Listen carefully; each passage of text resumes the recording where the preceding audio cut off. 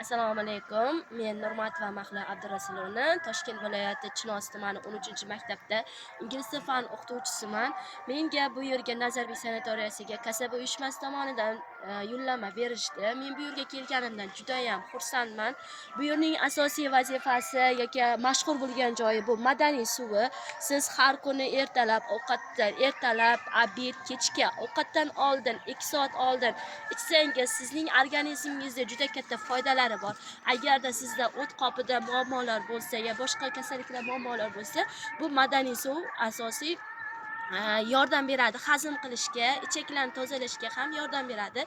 Men kelgan vaqtida shifokorlarimiz tomonidan aytildi va men bunga amal qilgan holatda ertalabdan turib, mana kerak toza havoda yurib, suvni ichib, aylanib yuribman.